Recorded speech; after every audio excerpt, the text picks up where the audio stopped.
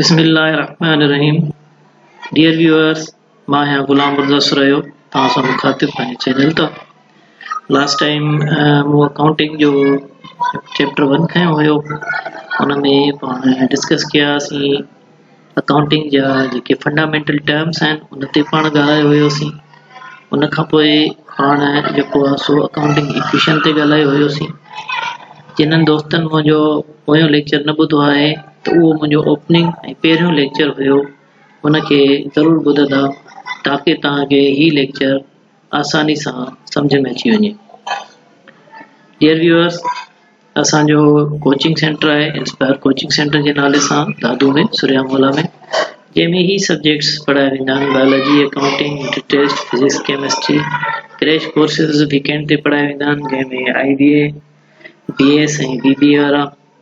उन खां पोइ सिंध यूनिवर्सिटी कैंपस जा सब्जेक्ट्स पढ़ाया वेंदा आहिनि वीकेंड ते। ऐं उन खां पोइ इंग्लिश जा क्लासिस वरिता वेंदा आहिनि। उन में स्पीकिंग कोर्सेस वग़ैरह सेखारिया वेंदा आहिनि। उन में तव्हांखे लैंग्वेज सेखारी वेंदी आहे, इंग्लिश ग्रामर। त जंहिं दोस्त खे जेको आहे सो मुंहिंजो कोचिंग सेंटर ते अचिणो आहे, you are most welcome for that. Admissions असांजो हली रहियूं आहिनि। ऐं साइंस जे सब्जेक्ट्स में जेके बि फीमेल्स आहिनि उन्हनि जे लाइ फीमेल लेक्चरर मौजूदु आहे हुते। उन खां अलावा हेठियनि क्लासिस जे लाइ अलॻि टीचर्स मौजूदु आहिनि। त तव्हांखे ॿुधाईंदो हलां ही तव्हांजे लाइ तमामु बहितरीनु हिकिड़ो कोचिंग सेंटर जिते मल्टीमीडिया एनवायरनमेंट आहे। त you are most welcome on that coaching centre. त अॼु असीं हलूं था पंहिंजे टॉपिक जी तरफ़। लास्ट टाइम पाण ॻाल्हायोसीं चैप्टर 1 ते। त इहो तव्हांखे ॿुधाईंदो हलां त जेकॾहिं हुननि दोस्तनि जो मां तमामु घणो शुक्रगुज़ार आहियां जंहिं जेको आहे सो कमेंट्स में पंहिंजा कमेंट्स ॾिना ऐं काफ़ी शयूं पुछियूं। अञा बि जेके दोस्त आहिनि जंहिंखे का शइ सम्झ में नथी अचे apart from this topic, these accounting topics, को बि टॉपिक अकाउंटिंग जो हुजे, फाइनेंस जो हुजे, इकोनॉमिक्स जो हुजे, त तव्हां मूंखां पुछी सघो था। मूंखे ईमेल ते तव्हां कमेंट करे सघो था।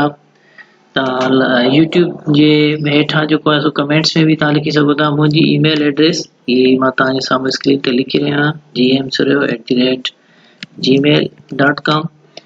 तव्हांखे को बि प्रॉब्लम आहे, को इशू आहे, नो प्रॉब्लम, तव्हां हिन ते ईमेल करे छॾींदा कयो। तव्हांखे रेस्पॉन्स अची वेंदो हिकु ॾींहं में। हिकु ॾींहुं ज़रूरु मां वठंदुसि, पर माना जेको आहे तव्हांखे रेस्पॉन्स ज़रूरु ईंदो हिन शइ जो। त today's our topic is accounting cycle. जीअं त अकाउंटिंग साइकिल जेको आहे सो हिनखे सम्झणु तमामु घणो ज़रूरी आहे। अकाउंटिंग साइकिल बेसिकली हिकिड़ो प्रोसीजर आहे, हिकिड़ा स्टेप्स आहिनि जेके असांजी एंट्री खां शुरू थियनि था, जर्नल खां शुरू थियनि था वेंदे तव्हांजो फाइनेंशियल स्टेटमेंट्स ताईं। त पूरी अकाउंटिंग साइकिल त हिनखे असां नथा चई सघूं, पर अकाउंटिंग साइकिल जा बुनियादी जुज़ आहिनि जेके सम्झणु निहायती ज़रूरी आहे। पहिरें लेक्चर्स में मां तव्हांखे अकाउंटिंग इक्वेशन ॿुधाई, टर्म्स बि ॿुधाया आहिनि, पर कंहिं दोस्त मूंखां सुवाल कयो त एंट्री छा आहे सर? तव्हां बार बार ज़िक्र कयो पिया एंट्री जो। ॾिसो बेटा, एंट्री लफ़्ज़ जेको आहे न उहो तमामु आसान आहे। Entry has two impacts, it has two impacts, debit and credit.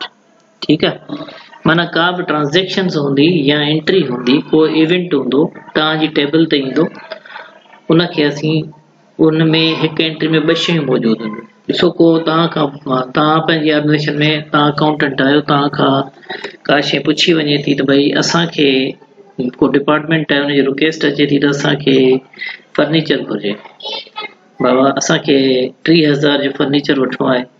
उन में जेको आहे सो तव्हां फस्ट ऑफ ऑल वारी ॻाल्हि जेके डॉक्यूमेंट्स आहिनि, जो पेमेंट वाउचर थींदो आहे, PC चवंदासीं हुनखे, सिंध गवर्नमेंट वारा पेपर करस्पॉन्डेंस, त उहा तव्हांजी टेबल ते ईंदी। हाणे ज़ाहिरी ॻाल्हि आहे, उन टेबल में तव्हां हुन परचेज कई, तव्हां वटि हुनजो इम्पैक्ट छा आहे? हिकिड़ो माण्हू आहे जेको फर्नीचर वठी आयो 50,000 जो, त असांजी ऑर्गेनाइजेशन में असीं इहो ॾिसंदासीं त असां वटि परचेज फर्नीचर डेबिट थियो, ऐं असीं जेकॾहिं चेक जे ज़रिए पेमेंट कयूं था त बैंक क्रेडिट थींदो, जेकॾहिं असीं कैश में कयूं था पेमेंट उहा कैश क्रेडिट थी। त इहा हिकिड़ी एंट्री आई, हिकिड़ो इवेंट आयो तव्हांजी टेबल ते, हिकिड़ो डॉक्यूमेंट तव्हांजी टेबल ते आयो, हिकिड़ी रिक्विज़िशन तव्हांजी टेबल ते आई, जंहिंमें 2 इम्पैक्ट्स आहिनि। हर ट्रांज़ेक्शन में 2 इम्पैक्ट हूंदा आहिनि, एंट्री में 2 इम्पैक्ट हूंदा आहिनि। त एंट्री कोड मैटर कोन्हे को, दिस इज़ वेरी फंडामेंटल। अचूं था पंहिंजी टॉपिक जी तरफ़, अकाउंटिंग साइकिल। अकाउंटिंग साइकिल में मुख़्तलिफ़ स्टेप्स आहिनि। थोड़ी मां हिन तव्हांखे पिक ॾेखारियां, उन खां पोइ पाण डिटेल में हिन ते डिस्कशन कंदासीं। छाकाणि त अकाउंटिंग साइकिल तमामु बहितरीनु हिकिड़ो जेको आहे सो टॉपिक आहे। उनखे सम्झण जे लाइ 1 बाय 1 पाण स्टेप्स ते ॻाल्हाईंदासीं। ऐं अकाउंटिंग साइकिल जेका हूंदी आहे तव्हांजी, उहा उन में मल्टीपल स्टेप्स हूंदा आहिनि, मल्टीपल शयूं हूंदियूं आहिनि उन में। ऐं उन्हनि मल्टीपल शयुनि खे जेको आहे सो असीं हिते पाण में डिस्कस कंदासीं। त ॾिसो, ही अकाउंटिंग साइकिल आहे, ठीकु आहे।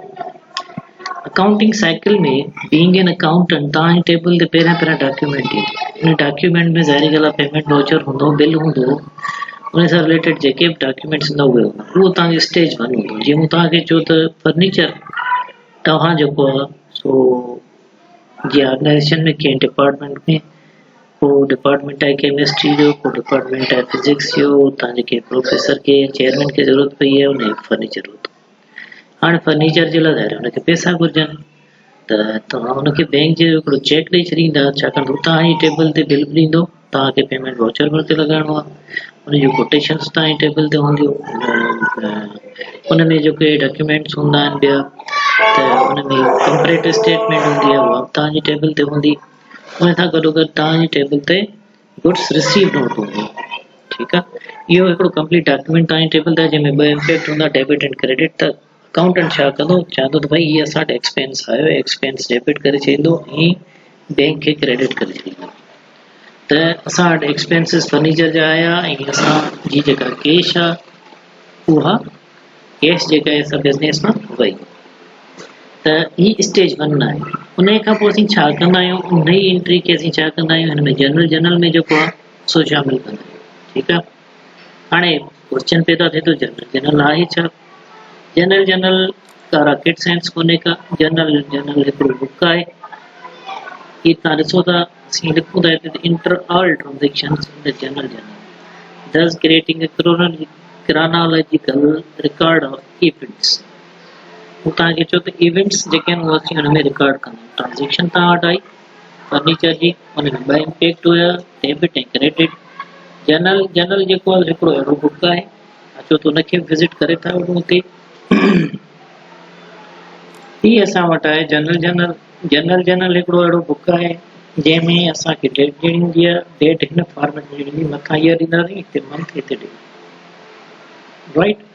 उन खां पोइ असां ट्रांज़ेक्शन जी डिटेल माना डिस्क्रिप्शन लिखंदासीं। इम्पैक्ट आयो कहिड़ो आहे, मां मिसाल चवां त मां परचेज फर्नीचर थियो, फर्नीचर अकाउंट हिते असां लिखंदासीं, हुनखे डेबिट लिखंदासीं हिते 25,000।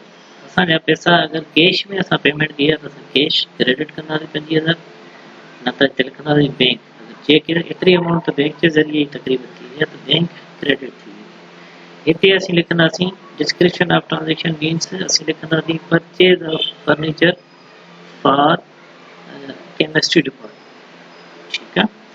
हाणे क्वेश्चन हिते पैदा थिए थो त भई ही कॉलम जेके आहिनि, ही त असांजा ईयर, मंथ, डे अची विया। हिते असीं जेको आहे सो डिस्क्रिप्शन बि ॾिनीसीं, ही नेम ऑफ अकाउंट ॾिनी, ही फर्नीचर आहे, ही असांजी बैंक खे कैश क्रेडिट आहे। हिते असीं डिटेल बि ॾिनीसीं, ठीकु आहे। इवेंट जी डिटेल ॾिनीसीं, ट्रांज़ेक्शन जी डिटेल ॾिनीसीं, एंट्री जी डिटेल ॾिनीसीं। हाणे मां अकाउंटिंग लैंग्वेज में असीं हिनखे ट्रांज़ेक्शन बि चवंदा आहियूं, एंट्री बि चवंदा आहियूं। हाणे इवेंट खे तव्हां विसारे छॾियो, ही हिकिड़ी एंट्री आहे। हिते असीं हुनखे पोस्ट कयोसीं, माना रिकॉर्ड कयोसीं बुक हे, माना उन खां पोइ छा थींदो, जो हिते लिखियलु आहे GL रेफरेंस, ही आहे जनरल लेजर रेफरेंस। फर्दर छा थींदो आहे, जो अहिड़े क़िस्म जा जॾहिं जनरल हूंदो आहे, उन खां पोइ हिननि अकाउंट्स में असां जेको आहे जनरल खां पोइ ॿियो जेको टॉपिक आहे उहो आहे पोस्ट लेजर अकाउंट। माना इहे जेके 2 एंट्रियूं हिते लिखियूंसीं उहे असीं अलॻि अलॻि करे लेजर अकाउंट्स में लिखंदासीं पंहिंजे नाले सां। लेजर अकाउंट्स खे असीं T अकाउंट्स बि चवंदा आहियूं, पोस्ट जनरल लेजर बि हिनखे असीं चवंदा आहियूं। ही छा कंदो आहे, जनरल लेजर जेको आहे हिन जो सेकंड स्टेप आहे अकाउंटिंग साइकिल जो।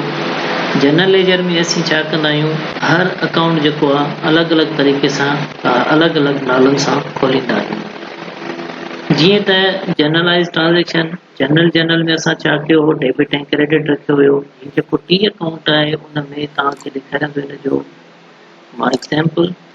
हे ॾिसो, से फॉर एग्ज़ाम्पल तव्हां को बिज़नेस ओपन कयो था, त बिज़नेस में तव्हांजो कैपिटल लॻायो, opening of business with PKR 12,000। हाणे ही तव्हां हिकिड़ो बिज़नेस खोलियो आहे जंहिंमें तव्हांजो छा आहे, जो बिज़नेस में कैपिटल जेको आहे सो तव्हांजो क्रेडिट थी वियो आहे, बिज़नेस में 12,000 जो डेबिट थी वियो। ही तव्हांजो जनरल आहे ऐं ही तव्हांजा जनरल लेजर्स आहिनि। त कैश जो असीं डेबिट कयोसीं, कैपिटल क्रेडिट कयोसीं। मार्केट में अॼुकल्ह जेके जनरल लेजर मिलनि था उन में बैलेंस कॉलम बि अचे थो, ऐं जेके असांजा ओल्ड वेरिएंट्स आहिनि या ओल्ड फॉर्मेट आहे जनरल लेजर खे असीं टी अकाउंट बि चवंदा आहियूं। टी अकाउंट में जेको आहे सो मूं साॻे तरीक़े सां कैश 12,000 डेबिट कई आहे, कैपिटल जी आहे जेको आहे सो 12,000 क्रेडिट कयो आहे। फर्दर हिन में जेको आफ्टर जनरल लेजर जेको आहे हिन में असीं छा कंदा आहियूं, प्रिपेयर अ ट्रायल बैलेंस। असीं अकाउंटिंग साइकिल जो स्टेप नंबर 3 जेको आहे उन जो मक़सदु आहे त ट्रायल बैलेंस छा आहे। हाणे ट्रायल बैलेंस आहे छा, उन जो मक़सदु छा आहे, ट्रायल बैलेंस छो था ठाहियूं, पाण हुते बि डिस्कस कंदासीं। फिलहाल मां तव्हांखे हिन जी पहिरियां हिकिड़ी तस्वीर ॾेखारे छॾियां। ट्रायल बैलेंस जेको आहे मंथ एंड में बि ठहंदो आहे, पीरियडिकली जेका बि हुनजी रिक्वायरमेंट हूंदी आहे उन हिसाब सां असीं हिनखे ठाहींदा आहियूं। हिन में असांजा असेट्स हूंदा, लाइबिलिटी हूंदी, ओनर इक्विटी बि हूंदी। ही असीं टाइटल ऑफ अकाउंट्स में ही असांजा अकाउंट नंबर्स आहिनि, माना जेके GL या अकाउंट नंबर्स आहिनि न, हर पेज ते माना कैश आहे जेकर मूंखे ॾिसणी आहे त GL में ही असांजी GL आहे कैश। त कैश में जेको आहे हिन जो 101 आहे त हुते बि 101 हुजणु घुरिजे। अहिड़े तरीक़े सां असां जेको आहे सो अकाउंट रिसीवेबल आहे, अकाउंट पेएबल आहे, उहे सभई रखंदासीं ऐं जंहिंजो डेबिट ऐं क्रेडिट बैलेंस हूंदो उन हिसाब सां रखंदासीं। मिसाल जे तौर ते असां वटि हिते 12,000 रुपया आहे, डेबिट बैलेंस आहे, त ट्रायल बैलेंस में भी असीं डेबिट बैलेंस रखंदासीं। मिसाल जे तौर ते GL में असां वटि कैपिटल 12,000 रुपया क्रेडिट आहे, त ट्रायल बैलेंस में भी असीं कैपिटल जेको हूंदो, ही कैपिटल आहे, इहो असीं क्रेडिट में रखंदासीं। ही मूं हिकु स्पेसिमेन कढियो आहे तव्हांजे लाइ, त जीअं तव्हां सम्झी सघो त जेका हिकिड़ी ट्रांज़ेक्शन आहे उहा कीअं रिफ्लेक्ट थिए थी from entry towards the trial balance. अचूं था ट्रायल बैलेंस ॾे, त ट्रायल बैलेंस आहे छा ऐं उन जो मक़सदु छा आहे, असांखे ट्रायल बैलेंस जी ज़रूरत छो पवंदी आहे। ट्रायल बैलेंस चए थो त fundamental principle of double entry is that for every debit there must be a corresponding credit। चए थो त हर अकाउंट जो जेको आहे डेबिट ऐं क्रेडिट ज़रूरी हूंदो आहे हिन में। ट्रायल बैलेंस खे असीं फाइ कॉलम स्टेटमेंट में चवंदा आहियूं। चए थो now in course of posting the entries from the various subsidiary records into the ledger, if it is seen that for every debit entry that is given to an account, for every series of debit given to several accounts। माना हिन में असीं account जेके names आहिनि उन्हनि खे पंहिंजी तरतीब ॾींदा आहियूं, ठीकु आहे। ऐं हिन जो मक़सदु इहो बि आहे ट्रायल बैलेंस जो, त असां जेके बि जेको आहे सो जनरल थियो ऐं जनरल लेजर थियो, उन में जेके एंट्रियूं रखी आया आहियूं उन जो हिन ट्रायल बैलेंस जो जेको टोटल डेबिट आहे, मिसाल 5,000 आहे त क्रेडिट साइड ते बि 5,000 हुजणु घुरिजे। जेकॾहिं ट्रायल बैलेंस जो डेबिट साइड क्रेडिट साइड जे बराबरि न आहे, that means के we have made a mistake either in journal entry or in T account। त उन खे असेस करण जे लाइ, उन खे इवेल्युएट करण जे लाइ असांखे ट्रायल बैलेंस जी ज़रूरत पवंदी आहे। ट्रायल बैलेंस जो जेको आहे चए थो त असांखे हिन जो मेन ऑब्जेक्टिव आहे, ऑब्जेक्टिव आहिनि, चए थो that both aspect of each transactions have been recorded and that books are arithmetically accurate। और इहो छा आहे, चए थो the agreement of the trial balance provide a very useful check upon the ledger. मतिलबु इहो थियो त लेजर में जेकर असां का एंट्री हुते मिस करे था अचूं, त ट्रायल बैलेंस ही हिकिड़ो वाइज डॉक्यूमेंट आहे जेको असांखे एक्यूरेसी ॾींदो त असां किथे न किथे ज़रूरु मिस्टेक कई आहे। पोइ असीं डेबिट या क्रेडिट खे सम्झण में मिस्टेक कई आहे, उन में मल्टीपल जेको आहे सो एरर्स थींदा आहिनि, उहे अॻियां मां तव्हांखे सम्झाईंदुसि। हाणे He said that a trial balance is usually prepared on the loose sheet rolled in a form similar to that of journal with debit and credit money column.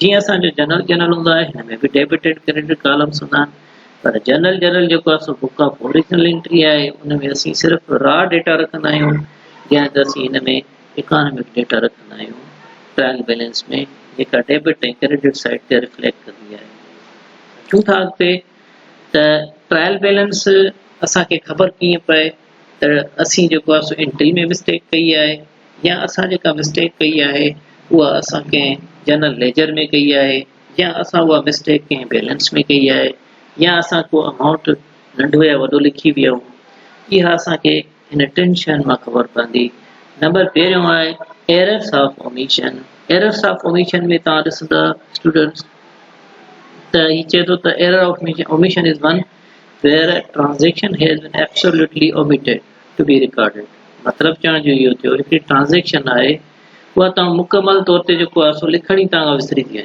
इहो एरर ऑफ ओमिशन आहे मिसाल जे तौर ते credit purchase to be recorded in the purchase book or an item of return inwards omitted to be recorded in return inwards चए थो त असां क्रेडिट जेका परचेज कई आहे उहा असांखां मिस थी वई आहे रिकॉर्ड या वरी असां ईअं था कयूं त जेका इनवर्ड रिटर्न अचे थी वापसि अचे थी असां उहा आउटवर्ड करे छॾी आहे उल्टो करे छॾियो आहे कमु ज़ाहिर उहा ॻाल्हि आहे उहो हाणे हिकिड़ो एरर आहे हाणे इनवर्ड ऐं आउटवर्ड जो थियो या एंट्री जो थियो जेको बि इशू थींदो उहो असांजे ट्रायल बैलेंस में एरर ॾेखारींदो एरर्स ऑफ प्रिंसिपल हिन जो मक़सदु इहो आहे त ॾिसो an error of principle is one where a transaction is recorded in total disregard of the fundamental principle of double entry Thus, a purchase of plant and machinery may have been wrongly passed through the purchase book or repairs to building. हाणे ही चवे थो त असां जेकॾहिं का purchase कई आहे प्लांट ऐं मशीनरी जी उहा वरी असां वरी ग़लती में लिखी छॾियूं था रिपेयर्स में रिपेयर्स ऑफ बिल्डिंग असां हिकिड़ी नई शइ मशीनरी वठूं था पर उहो बिल्डिंग जी रिपेयर में हुनजो खातो लिखी था छॾियूं त इहो असांजो छा आहे एरर ऑफ प्रिंसिपल आहे असां मिस्टेक कई आहे सम्झण में ट्रांज़ेक्शन खे असां हुनजो जेको अकाउंट नेम आहे उहो रॉन्गली पोस्ट करियूं माना रिपेयर ऑफ बिल्डिंग में रॉन्ग साइड ते रखियूं instead of plant machinery likewise compensating errors आहे असां वटि compensating error in accounting in an error on one side of an account which is balanced by an error or a series of errors in the aggregate of the same value in opposite direction. Thus, if the purchase book is undercost by ₹100 and the sale book is also undercost to the extent of the same amount, this will not affect agreement of the trial balance. हाणे चवे थो त असां कंहिं figure में ग़लती करे विया आहियूं उहा असां कंहिंजी कास्ट आहे ₹1000 असां 900 लिखी था वञूं या असां अंडरकास्ट करे था वञूं त उनजो ज़ाहिरी ॻाल्हि आहे इम्पैक्ट जेको आहे सो पवंदो ट्रायल बैलेंस ते इहो असांजो एरर आहे हिकिड़ो माना कंपनसेटिंग एरर आहे त उनखे जेको आहे उनखां अवॉइड करणु घुरिजे ताकी असांजी ट्रायल बैलेंस में एक्यूरेसी अचे ट्रायल बैलेंस जी एग्रीमेंट माना डेबिट ऐं क्रेडिट साइड बराबरि न हुजण जा जेके रीज़न्स आहिनि रेशनल्स आहिनि उहे कहिड़ा आहिनि चए थो omission to post and entry from subsidiary record कंहिं असां लेजर मां का एंट्री जेका उहा मिस करे हुजूं कढी छॾी थी उनजे करे थियो ॿियो ईअं चए थो posting a wrong amount to the ledger account ₹1000 जा ते असां 100 लिखी वियासीं ग़लति अमाउंट लिखी वियासीं तकड़ में त असांजो ट्रायल बैलेंस में एरर शो थींदो posting an amount on the wrong side of a ledger account debit entry आहे असां क्रेडिट साइड ते लिखी था वञूं भुल में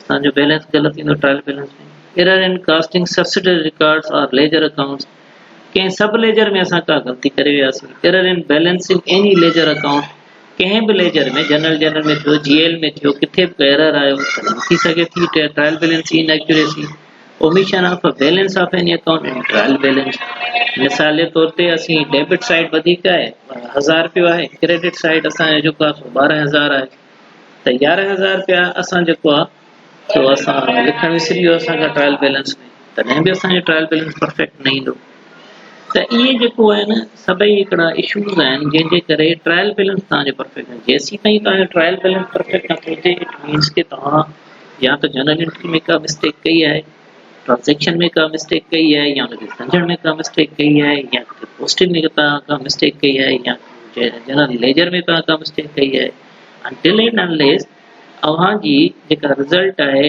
ट्रायल बैलेंस में डेबिट ऐं क्रेडिट बराबर नथी अचे त इन जो मक़सद इहो आहे त तव्हांखे शुरू खां वठी ट्रबल शूट करणो पवंदो सभिनी एरर्स खे सम्झणो पवंदो किथे तव्हां एरर कयो आहे उनखे एग्ज़ामिन करणो पवंदो सिमिलरली जनरल एंड लेजर जेको आहे ॿ शयूं हुयूं इहे मां तव्हांखे ॿुधायो त journal is a book of original entry ledger जेको आहे उन में असां नंढा नंढा जेको आहे सो नाले सां जेको अकाउंट खोलींदा आहियूं उन में असीं पोस्टिंग कंदा आहियूं हाणे पोस्टिंग चए थो त माना रिकॉर्ड करणु जनरल एंट्रीज डेबिट ऐं क्रेडिट भई फुटिंग जेको आहे असांजो उहो असीं छा कंदा आहियूं चए थो when it is desired to close the book of account certain actions are to be recorded. Therefore, the accountant will extract the total of debit and credit of each and every account. This process is known as footing. हाणे जॾहिं असीं laser में debit ऐं credit side जेका असां totalling कंदा आहियूं उनखे जेको आहे चए थो त उहा असांजी फुटिंग आहे जॾहिं असीं चए थो त balancing after totalling of debit credit footing find out the balance either debit or credit असां ॿई पासा बैलेंस कंदासीं पाण में टोटल डेबिट साइड जो भी खणंदासीं वो मिसाल 5000 तो अचे क्रेडिट साइड जो असांजो 10000 तो अचे त 10 मां माइनस 5000 कंदासीं बाक़ी बैलेंस 5000 जो असांजो क्रेडिट बैलेंस ईंदो उहो क्रेडिट बैलेंस जेको 5000 थियो उहो असां वञी रिफ्लेक्ट कंदासीं ट्रायल बैलेंस में त ही हिकिड़ा असांजा जेके आहे सो एलिमेंट्स हुया जेके असांखे जनरल में भी कम आया जनरल लेजर में भी कम आया ट्रायल बैलेंस में भी कम आया अकाउंटिंग साइकिल या अॼु असां जेके पढ़ियासीं उहे टे सेक्शन्स पढ़ियासीं हिकिड़ो त असां इवेंट जेको अचे थो ट्रांजेक्शन आहे छा ॿियो असां जनरल पढ़ियोसीं अकाउंटिंग साइकिल जो टियों असां जनरल लेजर पढ़ियोसीं चौथों असां ट्रायल बैलेंस पढ़ियोसीं ट्रायल बैलेंस जा एरर्स तव्हांखे मूं सेखारे छॾिया हाणे लास्ट लेक्चर खे तव्हां थोरो ज़हन में रखंदव त तव्हांखे मूं ॿुधायो हुयो त मूं तव्हांखे अकाउंटिंग इक्वेशन कराई उन में हाणे ईअं त हे माना ॿुधायो त इंक्रीज़ ऐं डिक्रीज़ जे तो शो कयो तव्हां त हमेशह जेकॾहिं असीं का परचेज़ कंदा आहियूं त परचेज़ डेबिट थींदी आहे कैश क्रेडिट थींदी आहे असेट्स जी हमेशह ईअं थींदी आहे ऐं उन खां पोइ लाइबिलिटी ऐं कैपिटल जी रिवर्स में हलंदी आहे जेकॾहिं लाइबिलिटी असांजी अचे थी त इट मीन्स के उहा क्रेडिट थींदी जेकॾहिं उहा वञे थी इट मीन्स के अचे थी त माना उहा असां डिक्रीज़ कंदासीं जेकॾहिं वञे थी त उहा असां इंक्रीज़ कंदासीं इन अहिड़े तरीक़े सां कैपिटल बि कंदासीं उहो रिवर्स में थींदो ऐं रेवेन्यू बि रिवर्स में थींदो सिमिलरली एक्सपेंस जेको आहे एज़ इट इज़ रहंदो जीअं असांजो एक्सपेंस अचे थो बिज़नेस में त असां डेबिट कंदासीं ऐं वञे थो एक्सपेंस त असां हुनखे क्रेडिट कंदासीं प्रॉब्लम नंबर इहो 1 अकाउंटिंग इक्वेशन जो कॉन्सेप्ट हुयो प्रॉब्लम नंबर 2 आहे हिन में चए थो त give one example of each of an accounting transaction मतलब चवण जो इहो आहे त मथे जेके असां हे ॾिना आहिनि 1 2 3 4 5 उहे कीअं थियनि था माना इंक्रीज़ ऐं डिक्रीज़ मिसाल चवां त इंक्रीज़ असेट आहे ऐं डिक्रीज़ इन द माना असेट जॾहिं बि असां हिकिड़े पासे इंक्रीज़ थींदो ॿिए पासे ज़रूरु डिक्रीज़ इहो रूल नंबर 1 ऐं रूल नंबर 2 आहे चलो डिक्रीज़ इन असेट ऐं डिक्रीज़ ऐं प्रोप्राइटरशिप जेकॾहिं असीं हिकिड़े पासे ताराज़ी तव्हांखे यादि हूंदी हू तव्हांखे ताराज़ी ॾेखारी असेट हिकिड़े पासे असां 900 रुपया माइनस कंदासीं ॿिए पासे बि कैपिटल मां माइनस कंदासीं ईअं न थिए जो हिकिड़े पासे 900 लिखूं ॿिए पासे 800 लिखूं त हेठि असांजी अकाउंट इक्वेशन बराबरि न ईंदी अहिड़े तरीक़े सां इंक्रीज़ असेट में ईंदी त इंक्रीज़ इनकम में बि ईंदी डिक्रीज़ असेट में ईंदी त डिक्रीज़ लाइबिलिटी में वेंदी इंक्रीज़ लाइबिलिटी में ईंदी त इंक्रीज़ एक्सपेंस में बि ईंदी हाणे इहे शयूं जेके आहिनि इहो हिकिड़ो प्रॉब्लम मां तव्हांखे सम्झायो त हाणे इहो ही हिकिड़ो कानून आहे लॉ आहे जेको तव्हांखे पंहिंजे ज़हन में रखणो पवंदो त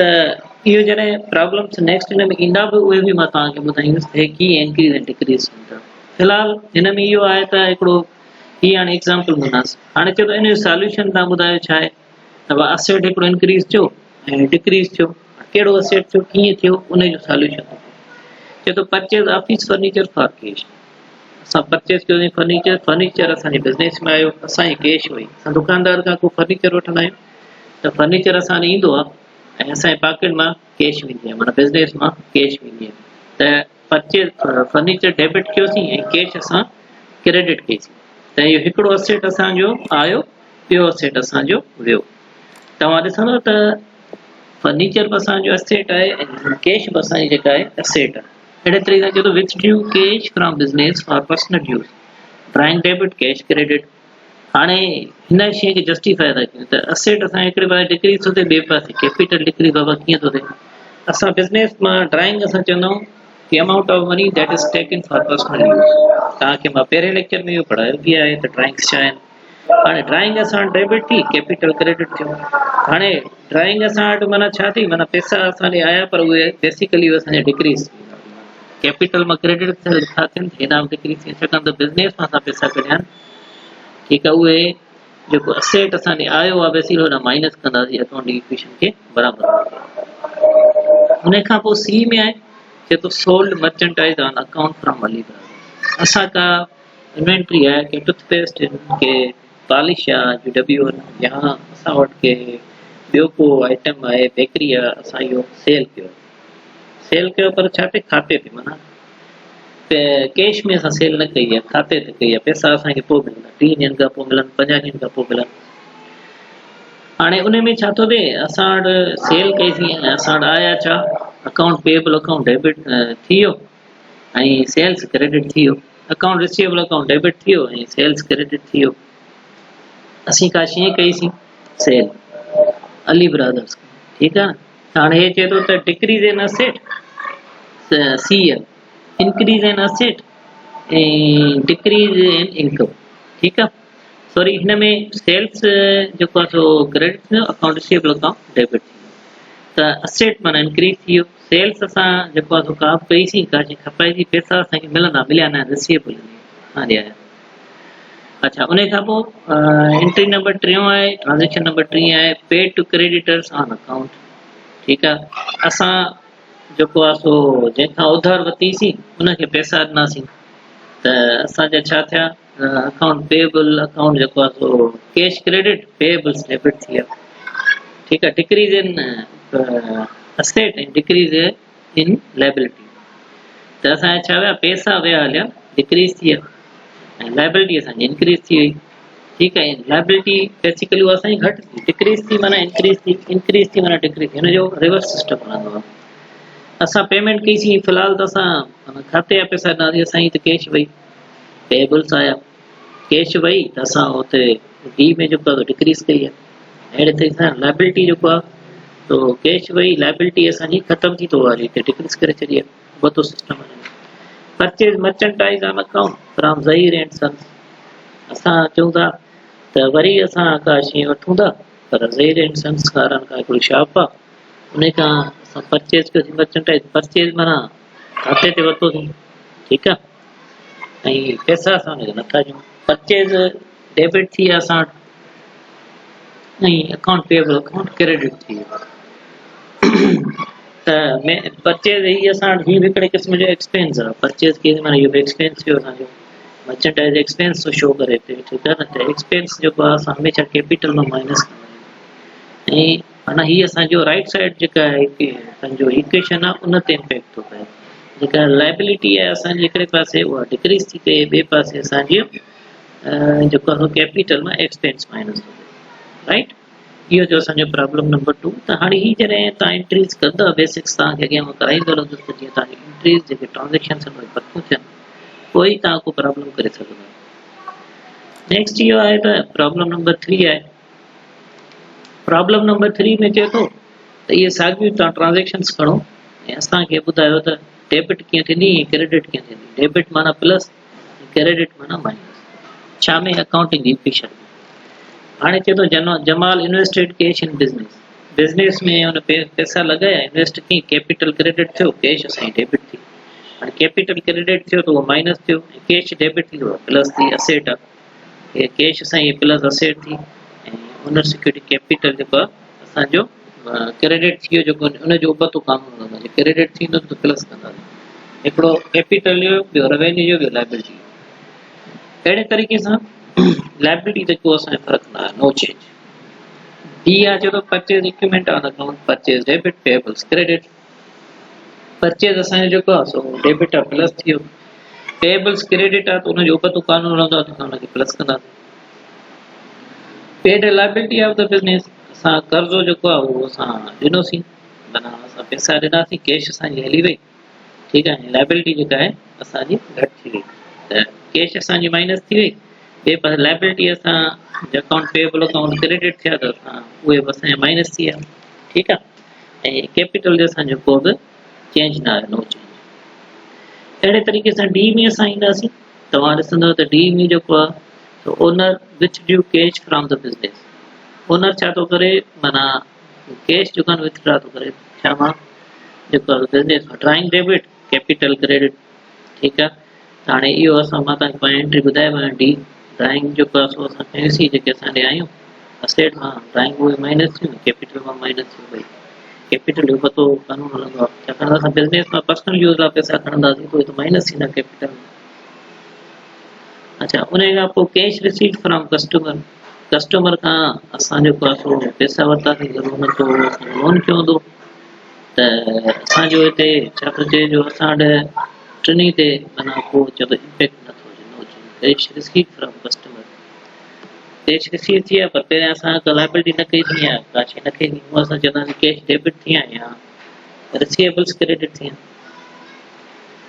हिते मां सम्झां थो त हिन जेको नो चेंज लिखियो आहे त हिकिड़े में जेको आहे सो हिन जो फ़र्क़ु थींदो, उहो इन करे जो ॾिसो अकाउंट माना पैसा असांखे मिलणा, हिकिड़े पासे असांखे कैश रिसीव थी आहे, ॿिए पासे रिसीवेबल माइनस थिए, हिते हिनखे असां मतिलबु इम्पैक्ट को बि न आयो, इन करे असां शायदि हिन नो चेंज लिखियो, ठीकु आहे। भई हिकिड़े पासे असेट अचे थो, ॿिए पासे वञे थो। Like wise purchase office supplies for cash, office supplies debit थी, कैश क्रेडिट थी, माना असेट हिकिड़े पासे अचे थो, ॿिए पासे वञे थो, नो चेंज थियो, हिते बि चेंज न आहे। त व्यूअर्स, ही हो प्रॉब्लम नंबर 3 अकाउंटिंग इक्वेशन सां रिलेटेड, ऐं प्रॉब्लम नंबर 2 जेको अकाउंटिंग इक्वेशन सां रिलेटेड हुयो।